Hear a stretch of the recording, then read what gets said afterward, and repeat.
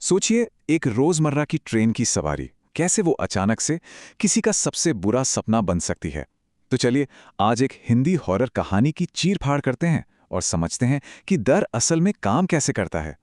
कैसे एक बिल्कुल साधारण सी रोज की चीज खौफ का दूसरा नाम बन जाती है।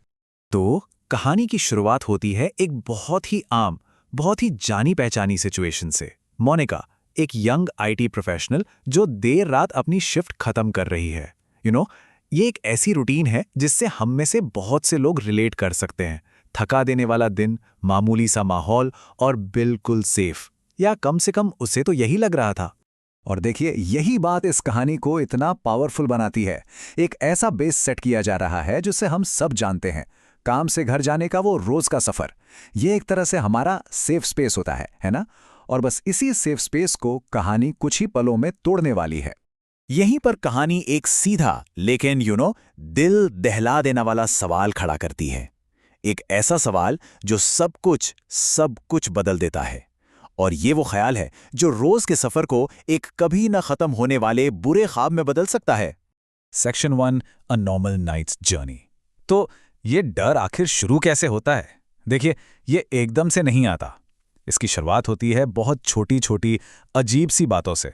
आप कह सकते हैं कि हकीकत की चादर में पड़ी वो हल्की सी सिलवटें जो बताती हैं कि कुछ बहुत ज्यादा गड़बड़ है।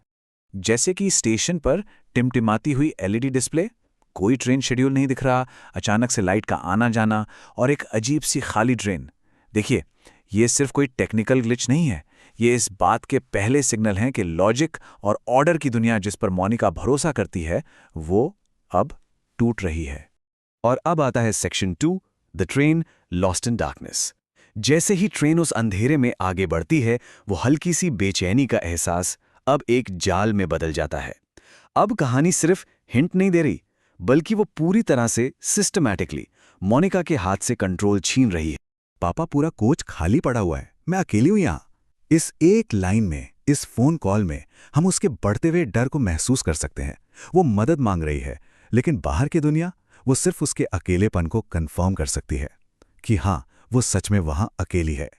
अब यहां देखिए, एक नॉर्मल सफर में हर 10-12 मिनट में एक स्टॉप आता है, लेकिन ये सफर 20 मिनट से ज्यादा हो गए हैं और कोई स्टॉप नहीं आया। ये एक बहुत ही पावरफुल तरीका है ये बताने का कि वक्त का जो हमारा नॉर्मल हिसाब किताब है वो यहां टूट चुका है। ये ट्रेन अब हमारे बनाए नियमों के हिसाब से नहीं चल रही है। और फिर वो ड्राइवर के केबिन का दरवाजा खटखटाती है और जवाब में सिर्फ खामोशी। और तभी उसे यह भयानक एहसास होता है, इस ट्रेन को कोई नहीं चला रहा, कोई भी नहीं। वो एक ऐसी मशीन में फंसी है जिसका कोई कंट्रोल नहीं, कोई मंजिल नहीं। Section 3, mystery of the unknown station. और फिर ट्रेन रुकती है। एक पल के लिए एक उम्मीद जगती है कि चलो सब ठीक है, लेकिन ये कोई राहत नहीं है, ये बचाव नहीं है। ये तो उस बुरे सपने के एक और भी ज्यादा गहरे लेवल में एंट्री है। और ये स्टेशन कैसा है? बिल्कुल घुप अंधेरा, एक भी लाइट नहीं, एक भी इंसान नहीं। ये एक ऐसी जगह है जिसका कोई वजूद ही नहीं होना चाहिए। हॉरर की भाषा में इसे लिमिनल स्पेस कहते हैं, मतलब एक ऐसी बीच की जगह जो ना यहां की है ना वहां की। और ऐसी जगहों पर हकीकत के नियम काम करना बंद कर देते हैं। और फिर आखिरी सेफ्टी नेट भी हट जाता है। जब उसका जीपीएस काम करना बंद कर देता है तो ये सिर्फ एक टेक्निकल प्रॉब्लम नहीं है, ये इस बात का कंफर्मेशन है कि वो नक्शे से बाहर है। मॉडर्न दुनिया, हमारी टेक्नोलॉजी उसे अब ढूंढ नहीं सकती। Section 4, the terrifying chase. अब यहां से कहानी पूरी तरह से गियर बदलती है। वो जो दिमाग में रेंगने वाला डर था ना, वो अब एक फिजिकल, जानलेवा दौड़ में बदल जाता है। अब बात सिर्फ डरने की नहीं है, अब अपनी जान बचाने के लिए भागना है। और ये जो खतरा है, ये बड़ी चालाकी से उस चीज से शुरू होता है जिसे हम देख नहीं सकते। पीछे से आती कदमों की आवाजें, सिर्फ आवाज। ये हमारे सबसे पुराने डरों में से एक को जगाता है कि कोई अनजान चीज अंधेरे में हमारा पीछा कर रही है।